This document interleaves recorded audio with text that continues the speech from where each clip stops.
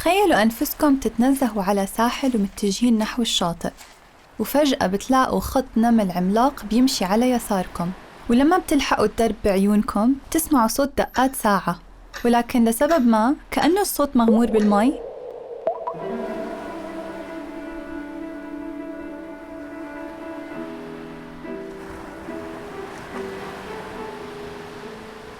بتتجهوا لمكان الصوت وبتلاقوا ساعة عملاقة بمرحلة الذوبان، ألوانها بتنقط على الساحل مثل البوظة بيوم صيفي مشمس. هذا المشهد اللي بيشبه الحلم هو من أساسيات المدرسة الفنية السريالية.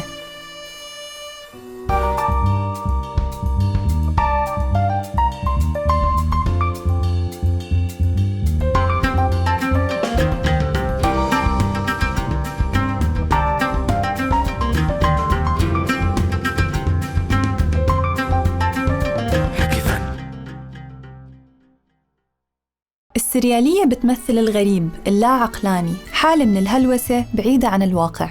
بالوقت اللي أوروبا والعالم كانوا عم يشهدوا اضطرابات سياسية أدت للحرب العالمية الأولى والثانية، السريالية ما كانت مهرب من الحياة، ولكن قوة ثورية تهدف لتحرير الفرد، جمالية وكذلك سياسية وأدبية ومرئية. نشأت السريالية في باريس وانتشرت عالمياً، متحررة من أي أسلوب أو وسيط معين. السريالية تبعت حركة الدادائية اللي بدت بزيورخ وبرلين وسعت للتخلي عن التقاليد الفنية ومعاداة الحرب من خلال الفن كالأدب والفنون البصرية والتصميم والفن الفوتوغرافي.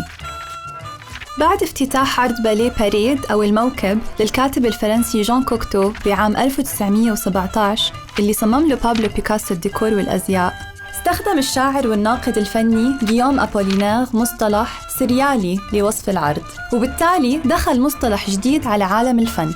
وبنفس الوقت كان الكاتب والشاعر الفرنسي أندري بروتون عم يشتغل على تطوير مبدأ الكتابة التلقائية اللي بتشجع الكاتب على قمع وعيه خلال الكتابة ليعطي مجال لعقله الباطني إنه يفرض سيطرته. وتطورت هاي التقنية لتشمل أساليب بالرسم التلقائي اللي الكثير من السرياليين مثل جان ميرو وأندري ماسون استخدموها بأعمالهم. وبعام 1924 نشر بروتون بيان السريالية الأول، وبسنة 29 نشر البيان الثاني. البيان ألهم الشاعر المصري جورج حنين، فتواصل مع بروتون وتحدثوا عن أهداف السريالية وقدرة ربطها مع أفكار الاشتراكية الثورية.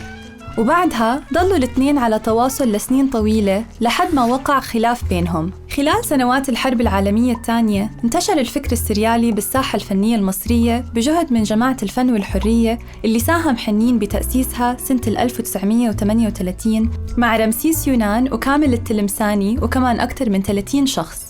ونشروا بيان فيف لاغ ديجينيري أو يحيى الفن المنحط كرد فعل ضد القرارات النازية في ذلك الوقت لمنع عرض الفن الحديث في صالات المعارض. خلال فترة عملها أنتجت المجموعة 5 معارض جماعية، وكانوا يتواصلوا مع العديد من الفنانين الأوروبيين والأجانب مثل المصورة الأمريكية لي ميلر والمصورة البريطانية من أصول أرمنية إيدا كار اللي كانوا دايماً يزوروا مصر.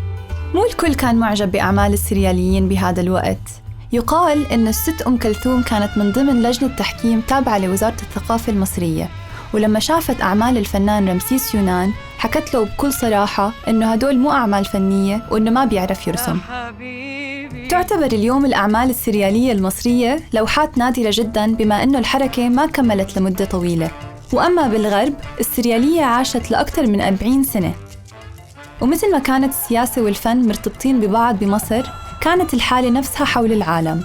مثلاً من أبرز فناني الحركة السريالية هو الإسباني سلفادور دالي اللي كمان طرده بروتون من المجموعة عام 1934 بسبب أفكاره السياسية. وبعدها هاجر دالي على الولايات المتحدة وأصبح ولغاية وفاته عام 89 من أهم وأشهر الفنانين بالعالم، وأصبح اسمه مرادف للسريالية. في عدة أسباب لكون هاي الحركة الفنية المفضلة عند نسبة كبيرة من الناس، ومن أهمها هو إنه الأعمال السريالية ما إلها حدود. ومو مهم يكون عندكم خلفية فنية لتفهموا اللوحات، لأنه حتى ولو كان في رموز معينة بالأعمال، السريالية بنيت على مبدأ العفوية واللاوعي، ولكل إنسان طريقة مختلفة للتحليل والإبداع.